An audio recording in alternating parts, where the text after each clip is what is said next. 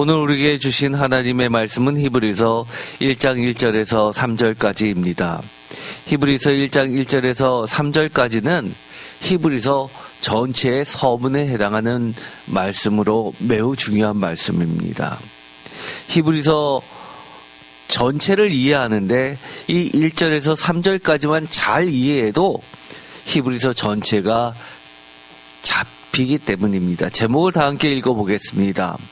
히브리서 서문, 하나님께서 옛적에 수없이 말씀하셨던 종말에 나타나신 예수 그리스도를 끝까지 붙잡아 영광에 참여합시다. 아멘.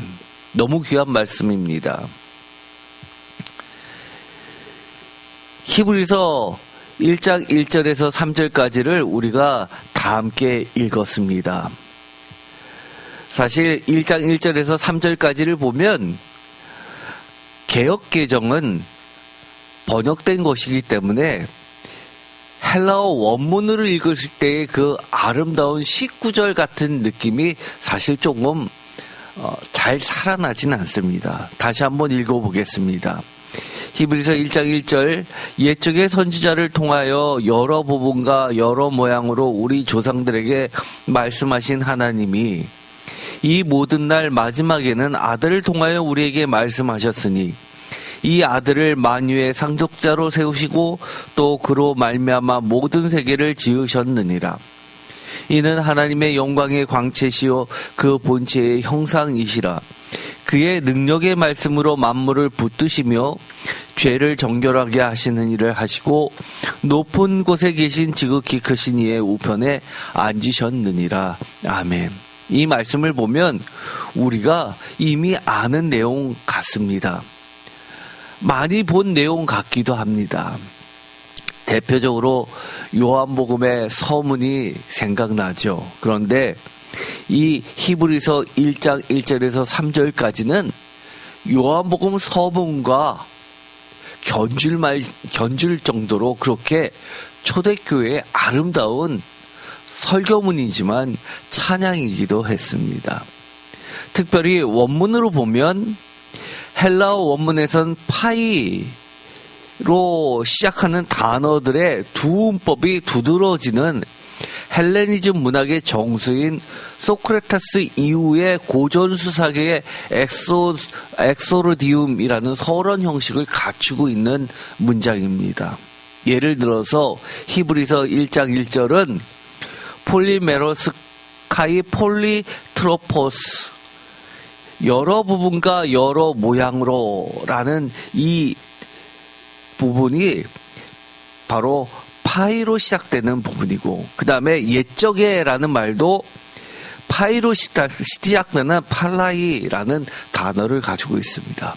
이처럼 두음법을 통해서 노래, 시라는 것을 단번에 알 수 있게 합니다. 고전수사학은 매우 뛰어난 문학 형식일 뿐만 아니라 지금까지도 연설에 많이 사용될 정도로 그렇게 이미 전 세계적으로 자리 잡은 형식입니다. 가장 대표적인 게 우리가 논문을 쓸 때 3단 논법이라는 것도 사실 여기에 들어가는 거죠. 그리고 영문학을 전공하신 분은 알 겁니다. 영문학의 시라는 것도 다 이런 고전수사의 바탕을 둔 것이 그대로 들어가 있기 때문입니다. 이처럼 아름다운 시로 되어 있는데 내용을 보면 우리는 내용 중심으로 보다 보니까, 형식이 아닌 내용 중심으로 보다 보니까 단번에 이것은 예수 그리스도에 관련된 것이구나 라는 것을 알게 됩니다. 그런데 단순히 예수 그리스도에 관한 것만 이야기했을까요? 사실 여기에는 신학자들이 보기에는 공간복음서 마태, 마가, 누가복음에는 볼 수 없을 정도로 그렇게 고기독론, 고등기독론이라고 하는 요한복음에서 등장하는 그런 고등기독론의 핵심이 들어가 있습니다. 바로 선제사상이죠. 하나님께서 천지를 창조하시기 전부터 아들 예수 그리스도를 통해서 만물을 지으셨다라는 만유의 주 개념이 들어가 있는 겁니다. 선제 창조되기 이전부터 바로 2절에 있는 말씀입니다. 만유의 상속자로 세우시고 또 그로 말미암아 모든 세계를 지으셨느니라. 마치 창세기 1장 1절을 읽는 것 같습니다. 그런데 이 내용이 2절에 보면 이 모든 날 마지막에 라고 하면서 처음과 끝을 직선으로 연결해주는 대표적인 유대인들의 히브리 사상을 그대로 반영해주고 있습니다. 어떻게 보면 이 히브리서는 히브리적 사고와 헬라적 사고를 종합해 놓은 아주 뛰어난 전 세계를 아우르는 그런 형식으로 복음을 전하고 있다는 겁니다. 마지막 종말에 관련된 이야기입니다. 그런데 우리가 하나씩 보면 순차적으로 이해가 더 잘 될 듯합니다. 예를 들어서 히브리서 1장 1절에서 3절까지는 제가 히브리서 전체의 서론이라고 말씀을 드렸습니다.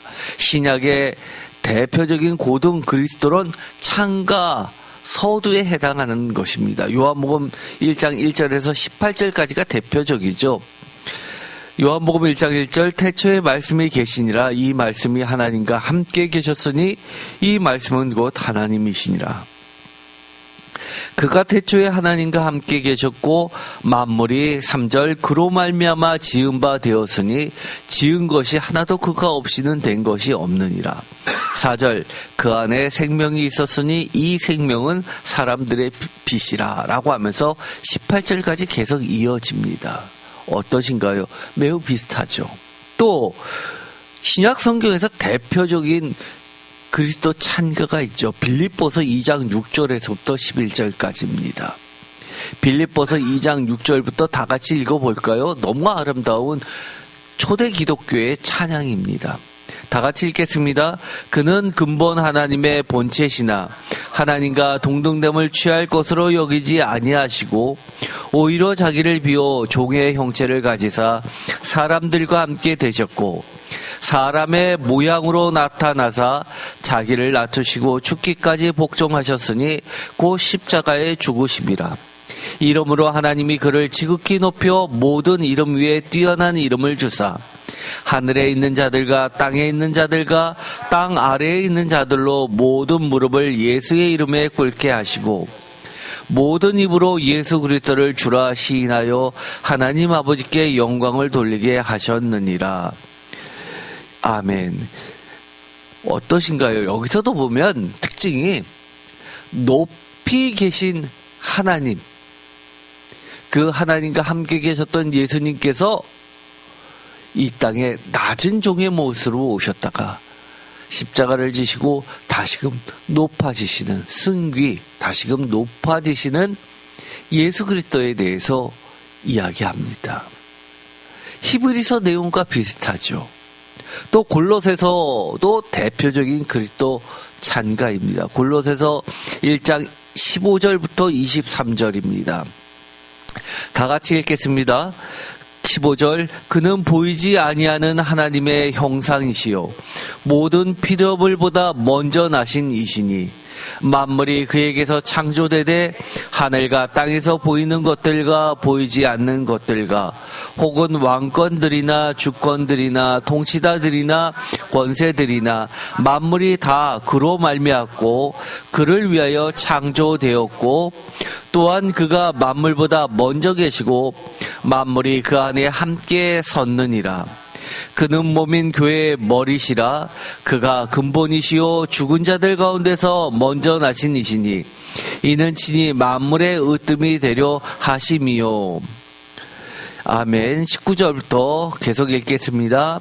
아버지께서는 모든 충만으로 예수 안에 거하게 하시고 그의 십자가의 피로 화평을 이루사 만물 곧 땅에 있는 것들이나 하늘에 있는 것들이 그로 말미암아 자기와 화목하게 되기를 기뻐하심이라.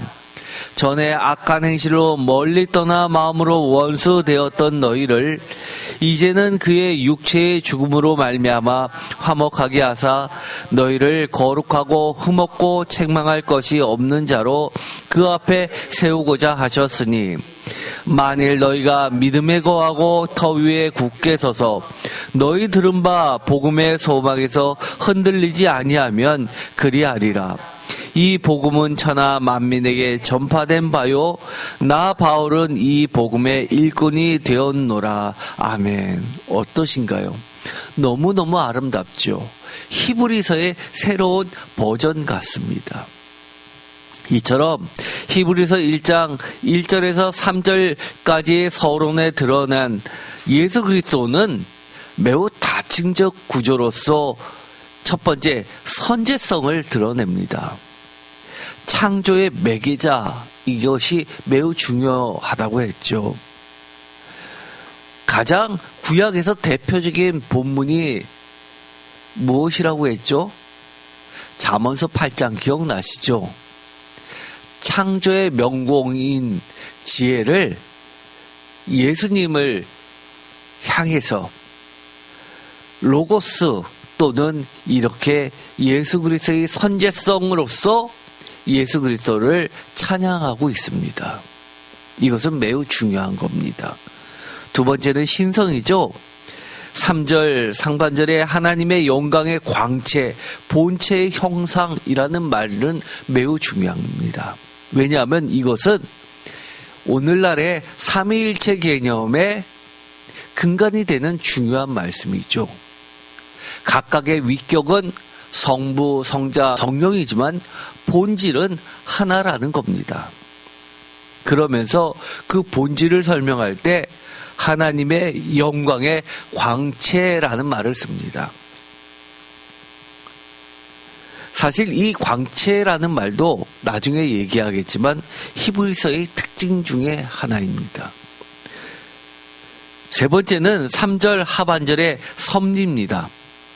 이것도 히브리서에서 굉장히 중요한 개념입니다. 능력의 말씀으로 만물을 붙드신다는 거죠. 여기서 말씀은 로고스라기보다도 원어에서는 레마로 표현되어 있습니다. 또 요한계시록에서는 요한복음에 로고스도 등장하지만 레마도 사실 요한계시록에는 등장합니다. 이처럼 나중에는 로고스와 레마가 사실은 매우 구분되지 않고 혼용적으로 쓰였습니다. 원래는 로고스와 레마는 분명히 달랐죠. 그러나 나중에는 예수 그리스도 안에서 모두 다 통합됩니다. 엄격히 따지면 로고스는 원리 같은 겁니다. 기준입니다. 그리고 이 레마라는 것은 그 로고스의 반향으로 계속해서 울림으로 드러나는 말씀의 형식입니다. 네 번째는 구속. 이것은 히브리서에 있어서 매우 중요한 겁니다.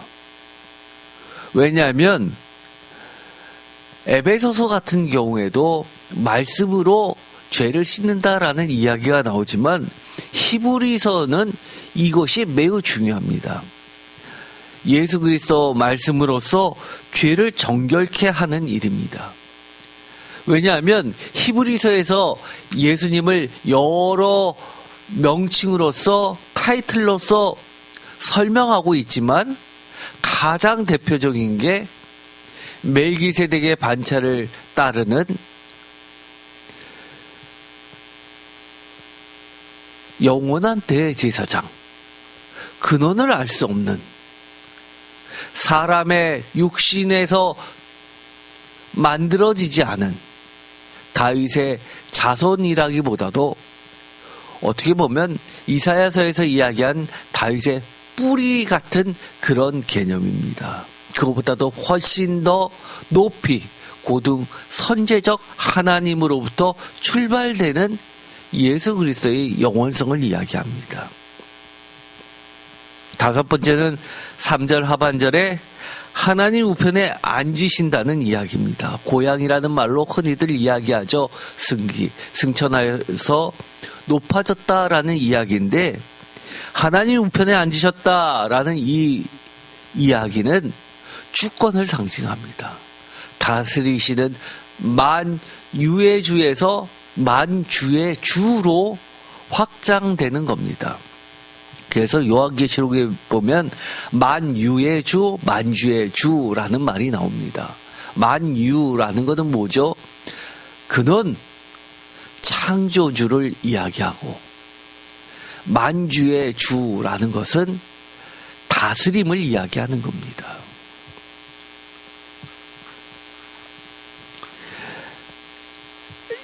개역개적으로 우리가 히브리서 1장 1절부터 3절까지를 읽어봤습니다. 이번에는 표준세번역과 공동번역과 그리고 현대인의 성경으로도 한번 읽어보았으면 좋겠습니다.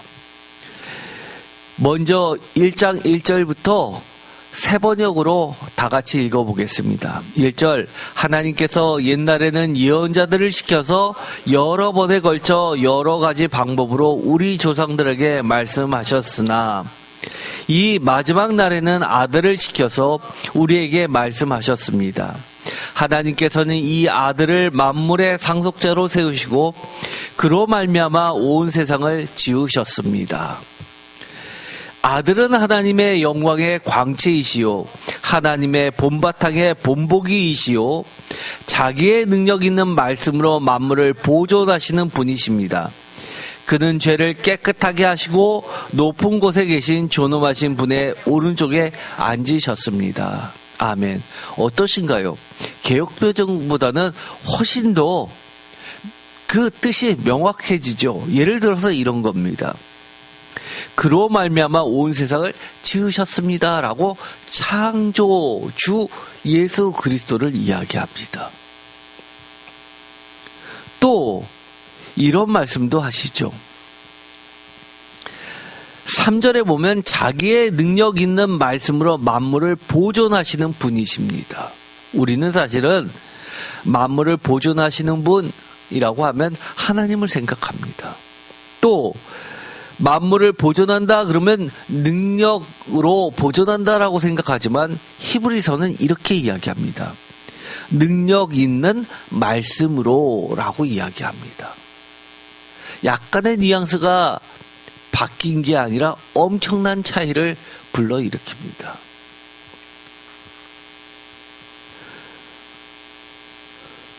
(1절은) 우리가 흔히 알고 있는 내용입니다. 하나님께서 옛날에는 예언자들을 시켜서 여러 번에 걸쳐 여러 가지 방법으로 우리 조상들에게 말씀하셨으나 라고 하는 것은 그만큼 하나님께서 예수 그리스도를 예언해 주셨다, 예견해 주셨다, 미리 감추어 두셨다가 드러내신 계시다라고 이해하기 쉽습니다. 그러나 히브리서에는 단순히 이것을 말하는 것이 아닙니다. 보다 더 깊은 의미가 있는데 그것은 옛날에라는 말과 대조를 시키면서 2절에 이 마지막 날에는 이라고 뚜렷한 경계선을 만들어냅니다. 예수님은 바로 새로운 시대의 주인이라는 겁니다. 단순히 과거에 예견되어 있었던 비밀에 감추어져 있었던 그것을 이야기하는 것도 포함하지만 그것을 뛰어넘어서 예수 그리스도의 시대는 정말 과거와는 다른 새로운 시대를 여신 분으로 히브리서는 이야기하고 있는 겁니다. 이것은 매우 중요한 개념입니다. 공동번역으로도 한번 읽어볼까요? 여러분들께서는 이 버전이 틀려지면서 사실 개역개정, 새번역, 공동번역의 번역위원들이 얼마나 많은 고민을 했겠습니까? 어떻게 번역을 할지 여럿이 모여서 회의하고 기도하면서 성령님의 인도하심을 따라서 번역을 한 겁니다. 1절부터 다 같이 읽겠습니다. 하나님께서 예전에는 예언자들을 시켜 여러 번 여러 가지 모양으로 우리 조상들에게 말씀하셨습니다. 그러나 이 마지막 시대에 와서는 당신의 아들을 시켜 우리에게 말씀하셨습니다. 하나님께서는 당신의 아들을 통해서 온 세상을 창조하셨으며 그 아들에게 만물을 물려주시기로 하셨습니다. 그 아들은 하나님의 영광을 드러내는 찬란한 빛이시요 하나님의 본질을 그대로 간직하신 분이시며 그의 능력의 말씀으로 만물을 보존하시는 분이십니다. 그분은 인간의 죄를 깨끗하게 씻어주셨고 지극히 높은 곳에 계신 전능하신 분의 오른편에 앉아 계십니다. 아멘. 어떠신가요? 공동번역으로 가니까 확실히 더 명확하게 우리가 교회에서 흔히 알고 있었던 용어대로 번역하는 것이 드러나는 것들이 있죠.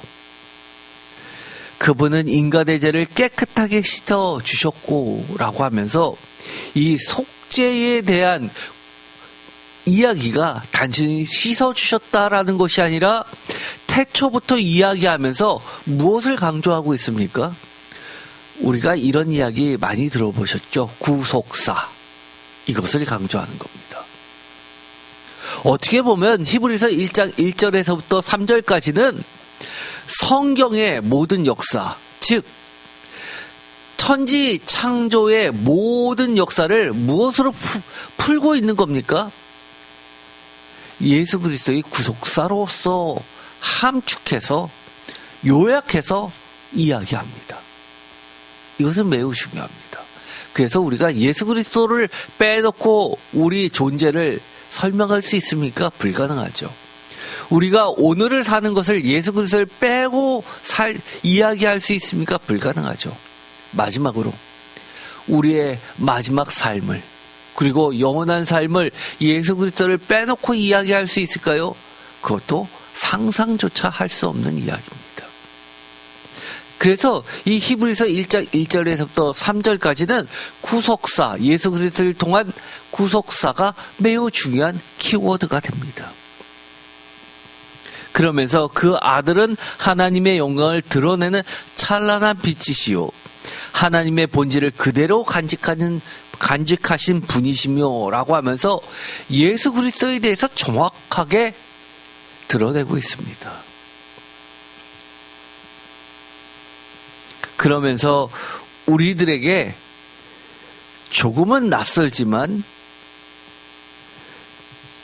그래도 이 말씀에 대해서 다시 한번 곱씹어 볼 수 있게 해주는 말씀이 있습니다.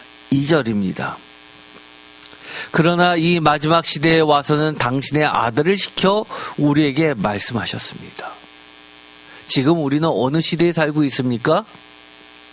마지막 시대에 살고 있습니다. 하나님께서는 우리에게 말씀을 해주십니다. 어떻게 말씀을 해주세요? 당신의 아들 예수 그리스도를 시켜서 우리에게 말씀해 주신다고 이렇게 이야기합니다. 그래서 우리가 늘 예수 그리스도의 이름으로 기도하고 주님의 말씀을 귀담아 듣고 주님이 이 땅에 사셨던 것처럼 우리도 따라쟁이 하려고 하는 거 아닙니까? 그게 바로 제자도입니다. 예수 따라쟁이. 예수님께서 가시면 우리는 졸졸졸졸 따라가는 겁니다. 예수님께서 말씀하시면 귀를 쫑긋 세우고 눈을 주목하여 보면서 그렇게 집중하면서 예수님을 따라가는 겁니다. 현대인의 성경, 이것은 공인된 성경은 아니지만 사역 중에서 굉장히 번역이 잘 된 것으로 알려져 있습니다. 현대인의 성경도 한번 볼까요? 히브리서 1장 1절부터 다 같이 읽겠습니다. 옛날 하나님께서는 예언자들을 통하여 여러 가지 방법으로 수없이 우리 조상들에게 말씀하셨습니다. 그러나 이 마지막 때에는 아들을 통해 우리에게 말씀해 주셨습니다. 하나님은 그 아들을 모든 것의 상속자로 삼으시고 또 아들을 통해 우주를 창조하셨습니다. 그 아들은 하나님의 영광의 광채시며 하나님의 본성을 그대로 나타내시는 분입니다. 그분은 능력 있는 말씀으로 만물을 보존하시며 죄를 깨끗하게 하시고 하늘에 계시는 위대하신 하나님 오른편에 앉으셨습니다. 아멘. 매우 여러 가지를 섞어서 번역한 것 같죠. 그러나 제 눈에 한 가지 띄는 것이 있습니다. 1절에 옛날 하나님께서는 예언자들을 통하여 여러 가지 방법으로 수없이 우리 조상들에게 말씀하셨습니다. 라는 부분이 다른 번역본보다 눈에 띕니다. 개역개정에서는 1절에 옛적의 선지자를 통하여 여러 부분과 여러 모양으로 우리 조상들에게 말씀하신 하나님이라고 되어 있는데 이처럼 수없이라고 하는 것이 오히려 더 마음에 와닿지 않습니까? 셀 수 없이. 표준세번역은 여러 번에 걸쳐라고 번역을 했습니다. 사실 여러 번에 걸쳐라는 말보다도 수없이라는 말이 저는 더 와닿습니다. 그것은 무엇을 의미합니까? 그만큼 하나님의 간절함이 묻어 있다는 얘기죠. 누구보다도 더 간절합니까? 우리가 하나님을 찾는 것보다, 우리가 예수님을 찾는 것보다 하나님은 더 간절하셨던 겁니다. 예수님은 더 간절히 우리를 만나기를 원하셨던 겁니다. 그래서 우리가 이렇게 예배를 드리는 것은 우리가 기쁩니까? 우리 기쁘죠. 그러나 더 기뻐하시는 분이 계십니다. 하나님이 기뻐하시고요. 예수님이 기뻐하시고요. 성령님이 기뻐하십니다. 여러분 어떠신가요? 예배가 즐겁지 않습니까? 빠지지 않고 매번 정말 하나님께서 수없이 말씀하셨던 것처럼 우리도 수없이 예배 드리고 싶지 않습니까? 주님의 말씀을 수없이 듣고 싶지 않습니까? 우리는 수없이 듣는데 중요한 게 이겁니다. 끝까지입니다. 히브리서는 이거를 굉장히 강조합니다.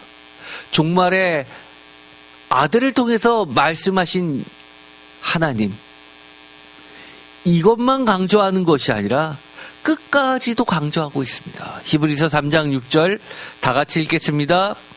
그리스도는 하나님의 집을 맡은 아들로서 그와 같이 하셨으니 우리가 소망의 확신과 자랑을 끝까지 굳게 잡고 있으며 우리는 그의 집이라. 아멘.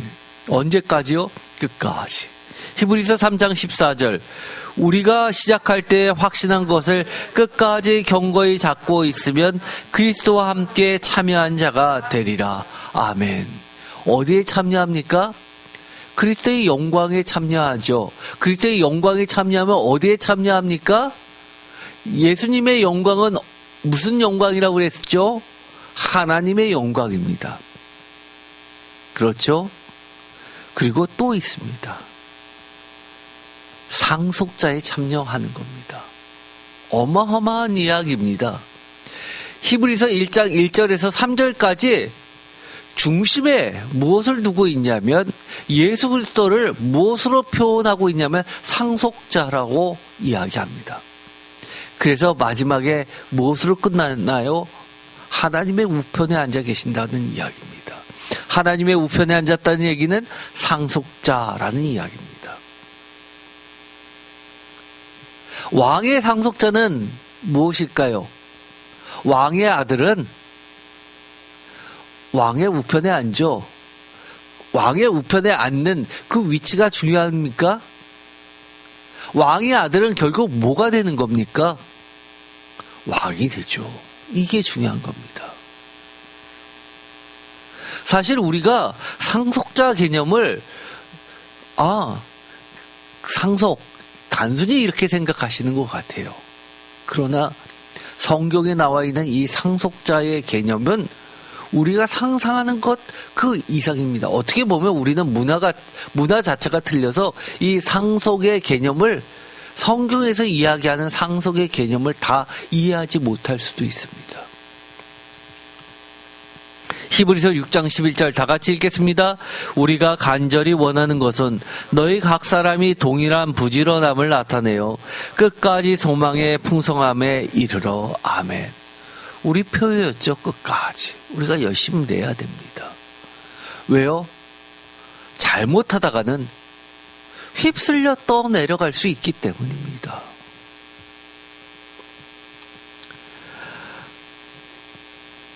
이 히브리서 1장 1절에서 3절까지를 보면 중요한 이야기를 하죠.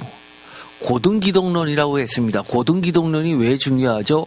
지금의 삼위일체의 개념의 핵심이기 때문입니다. 하나님과 예수님과 성령님과 제1세대 제자들로부터 전해 들은 제2세대 우리 이방 기독교인 성도들의 복음의 관계를 드러내는 말씀이기 때문입니다. 좀 어렵나요? 제가 하나씩 설명드릴게요. 히브리서의 저자가 누구냐라고 할 때 학자들은 히브리서 2장에서 찾습니다. 많은 분들이 히브리서의 저자가 히브리서 내에 은근슬쩍 자신을 나타내는 비밀어를 포함시켜 놨다는 사실을 아는 성도들이 잘 없습니다. 그러나 명확하게 히브리서에는 자신의 정체성을 드러내고 있는데 그것이 바로 예수님이 제자들에게 이야기한 그 복음의 내용을 제자들이, 예를 들어서 12제자들이겠죠. 그 다음에 사도 바울 같은 예수님이 직접 만나서 선택하신 제자겠죠. 이 1세대 제자들이 복음을 전합니다. 그것을 들은 2세대 기독교인입니다. 그런데 이 2세대 기독교인 중에서 특별히 이방인입니다. 그것을 우리라는 말로 표현하고 있습니다. 왜 이 이방인 제2세대 기독교 성도가 중요하냐라고 할 때 이 핵심을 놓치면 안 됩니다. 이방인이 뭐죠? 은혜로 구원에 초대됐다는 것이 굉장히 중요합니다. 이거 놓치면 우리가 복음을 이해하지 못합니다. 우리가 예수님을 어떻게 만났습니까? 은혜로 만났습니다. 원래 우리는 주님을 만날 자격 없었습니다. 그런데 은혜로 만났습니다. 어떻게 해요? 하나님께서 먼저 우리를 찾아오셨습니다. 히브리서가 계속 1장부터 마지막까지 강조하고 있는 게 뭡니까? 왜 다시 용서받는 회개가 없다고까지 이야기합니까? 중요한 얘기죠. 은혜 놓치지 말라는 겁니다. 그래서 이 우리라는 공동체 2세대 이방 기독교 성도들은 그 무엇보다도 이 은혜에 기초한 구원에 초대된 하나님의 구속사 예수 그리스도의 구속사의 그 상속자로 끼어들어가게 된 믿음의 족보라는 것을 너무너무 귀해서 절대 놓치지 않고 끝까지 붙잡아야겠다고 이야기하는 자입니다. 누구의 이야기입니까? 바로 우리들의 이야기입니다.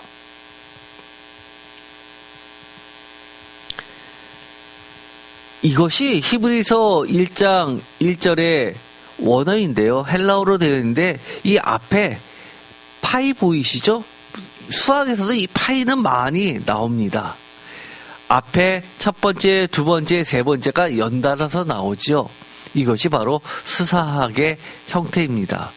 폴리메로스 카이 폴리트로포스 그 다음에 팔라이라고 하면서 여러 부분과 여러 모양으로 옛적에라고 시작을 합니다. 이 이야기를 들으면 사람들이 어떻게 반응한다는 거예요?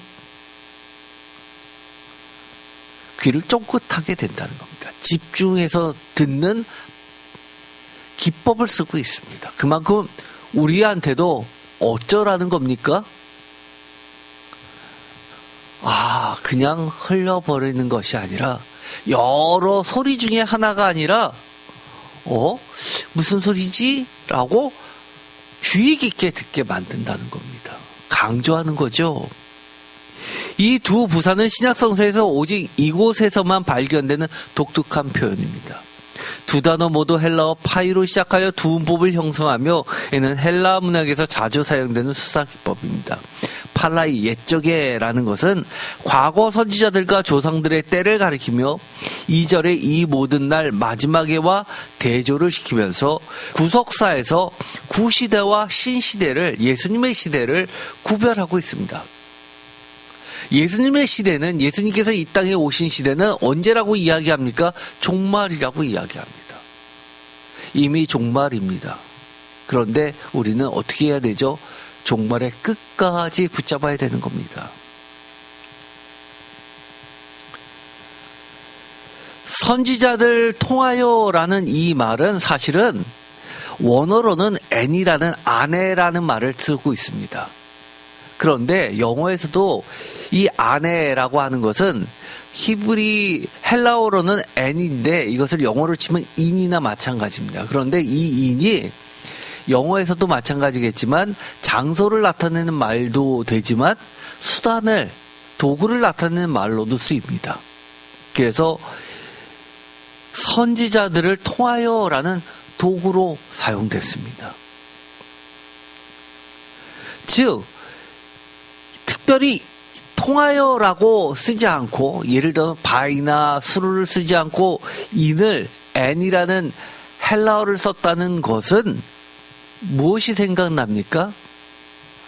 요한복음에서 중요한 개념이죠. 뭐뭐 안에라는 개념입니다. 하나님 안에, 예수님 안에, 성령님 안에. 또 바울이 이야기한 것이 있죠. 안에라는 개념입니다. 밖이 아니라 안에. 그래서 이것은 성령이 거하고 있음을 암시하고 있는 겁니다. 이는 헬레니즘의 영향을 받은 영감론을 암시한다고 학자들은 이야기합니다. 또 이 이야기는 연속성과 불연속성을 동시에 이야기합니다. 연속성이 뭡니까? 하나님이 자기 계시에서 연속성과 불연속을 동시에 인정한다는 말은 연속성은 동일한 하나님이 과거의 선지자들을 통해서 현재의 아들을 통해서 여전히 말씀하신다는 점에서 연속성이 있죠. 그런데 불연속성이라는 것은 뭐죠? 아들의 유일성, 최종성 그리고 질적 우월성에 있어서 과거하고는 다르다는 겁니다. 질적으로 다르다는 겁니다. 그런데 이것이 약간의 논란을 가져오기도 합니다. 제가 여러 가지 주석마다 차이점들을 표시했는데 이것은 블로그를 참조해서 보시면 되고요. 다만 우리가 좀 기억해 봐야 할 것은 퀘스터 같은 학자는 이렇게 이야기합니다. 하나님의 지혜의 다양성이라는 긍정적 함의와 함께 불안정성이라는 부정적 함의도 다 가지고 있다라고 둘 다를 이야기합니다. 이것은 무슨 말이냐면 아들이 올 때까지는 하나님의 계시가 미완성으로 남아있음을 암시하면서 이는 예언자들의 이해 능력이 불안정하고 불충분함을 의미한다고 말하는 겁니다. 100주년 기념 주석도 마찬가지로 이야기를 하죠. 다른 말로 이야기하면 뭡니까? 구약의 여러 선지자들을 통해서 예수님을 많이 이야기했죠. 그러나 그들이 이해했던 것은 어땠습니까? 불완전했다는 겁니다. 우리가 지금 돌이켜보면 예수님을 만나고 나서 에스겔 성전 그것은 어떤 겁니까? 지금 이스라엘 땅에서 모금을 전 세계적으로 걷어들여서 새로운 성전을 짓겠다고 하는 예루살렘, 그 지형적에 새로 짓는 성전입니까? 아니죠. 영원하신 예수 그리스도의 성전이었습니다. 다른 말로 이야기하면 뭐죠? 옛적에 말씀을 들은 사람들은 선지자라 하더라도 온전히 예수님을 다 이해하는 데는 한계가 있었다는 겁니다. 무엇을 통해서 명확해졌다는 얘기입니까? 예수 그리스도를 통해서만이 하나님의 뜻이 온전히 드러난다는 이야기입니다. 그러면 우리는 어떻습니까? 감사해야죠. 우리가 다니엘 시대에 살았다면 다니엘도 천사가, 해석천사가 설명해 주는데도 다 이해를 못합니다. 우리가 다니엘보다 더 뛰어난 신앙을 갖고 있나요? 안 그렇잖아요. 그런데 얼마나 감사합니까? 그렇다면 더 열심히 예수님을 믿어야 되나요? 예수님의 말씀을 더 모르면 이렇게까지 알려주셨는데 라고 하면서 더 열심을 내야죠. 어떤 분들은 그렇습니까? 그런 분들이 계세요. 한 번 성경책 읽고 설교 한 번 듣고 다 이해 안 되면 그냥 덮어버리시는 분 계십니다. 제가 그런 거 하지 말라고 그랬죠. 모르면 반복해서 듣고 보라고 그랬습니다. 그렇다는 이야기는 하나님이 모르는 분을 깨우쳐 주셨을 때는 더 깊은 은혜의 자리로 들어가게끔 초청하신 신호라고 제가 말씀을 드렸습니다. 그런데 은혜를 모르다 보니까 그것조차 안 하려고 해요. 또 구스리 같은 유명한 학자죠. NIV 적용주 중에서 이런 이야기를 합니다. 1절에서 저자가 구약 성경에 관한 광범위한 지식을 전제하고 있음을 강조하는데 히브리서 전체에서 70인역으로부터 35번의 직접 인용과 34번의 암시가 등장하면서 이는 신약 성서 중 가장 구약 의존도가 높은 문서임을 보여줍니다. 라고 이야기합니다. 히브리서 전체를 우리가 읽어보면은요, 구약에 대한 인용이 굉장히 많습니다. 그래서 구약을 잘 모르면 히브리서를 온전히 이해하기가 어렵습니다. 그런데 구약을 많이 알면 알수록 히브리서가 무엇을 이야기하려는지 더 잘 이해할 수 있습니다. 그런데 성경 중에서도 무엇을 인용했다고 그랬어요? 70인역입니다. 이것이 또 하나의 히브리서의 특징입니다. 성경이 히브리 성경도 있지만 헬라어 성경도 있습니다. 헬라어 성경이 70인역, 히브리 마소라 텍스트가 히브리 성경입니다. 그런데 이방인 2세대에는 70인역을 절대적으로 의존했습니다. 심지어 제가 후에 말씀을 드리겠지만 광채라는 이 표현도 70인역 성경에 딱 한 번 나오는 그 단어를 여기서 사용합니다. 그래서 히브리서 저자는 70인역 성경을 보았다라는 것을 알 수 있는 거죠. 제가 학자들의 견해에 대한 비교표도 올려놨습니다.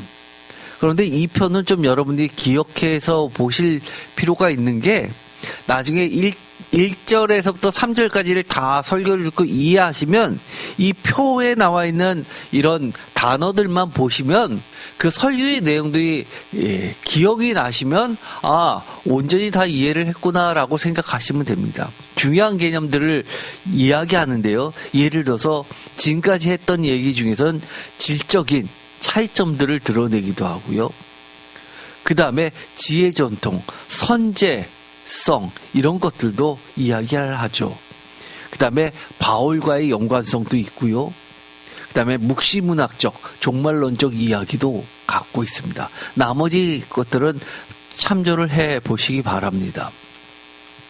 어쨌든 간에 이 1절에서 이야기하는 것은 하나님의 자기 계시는 구속사 전체에 걸쳐서 일관된다는 겁니다. 과거 선지자를 통한 계시와 아들을 통한 계시는 동일한 하나님으로부터 온 것입니다.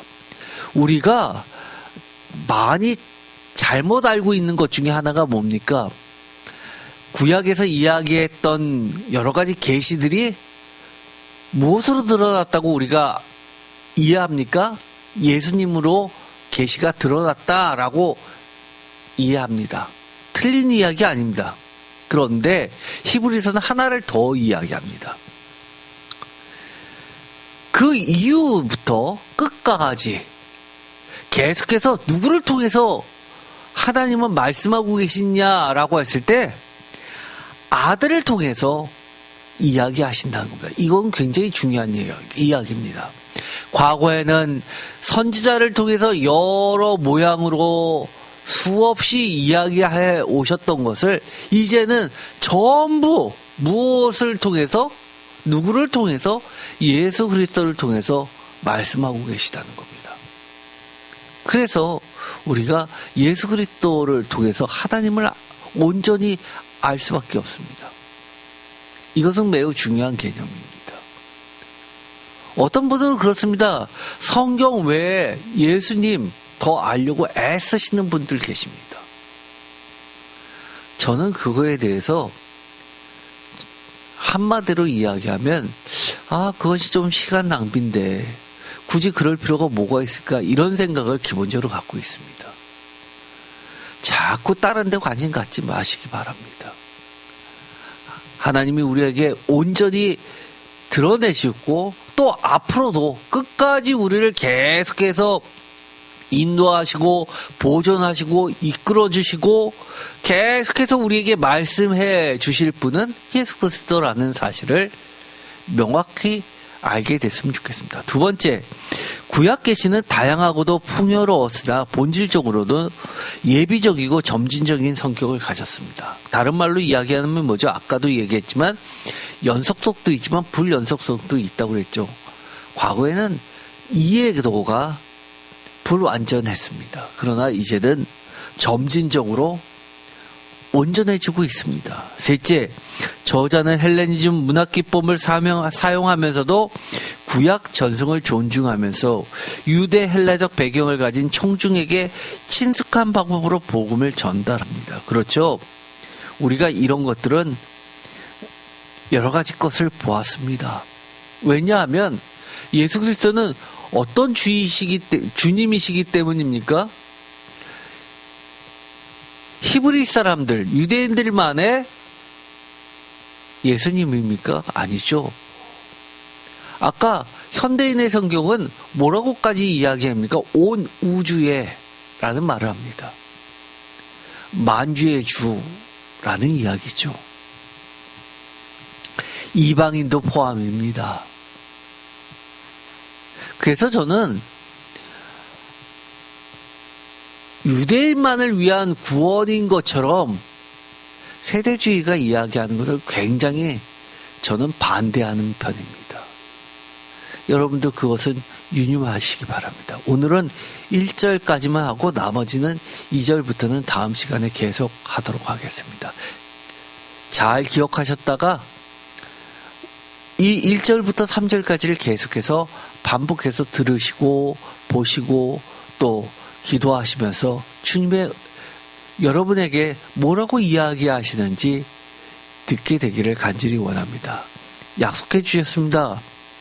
뭐라고요? 성령님을 통해서요. 기도하고 마치겠습니다.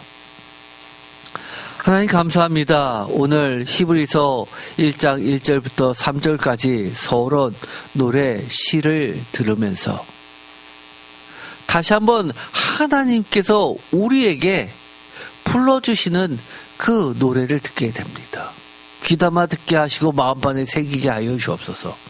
노래는 암송하라고 계속해서 우리도 부르라고 주신 노래입니다. 하나님의 구속사 예수 그리스도의 온전한 드러내심, 그리고 예수 그리스도를 통해서 만유를 만드실 뿐만 아니라 세상을 지탱하시고 보존하시고 우리에게 지금도 말씀해 주심을 기억하게 하여 주옵소서. 예수 그리스도의 이름으로 기도드립니다. 아멘.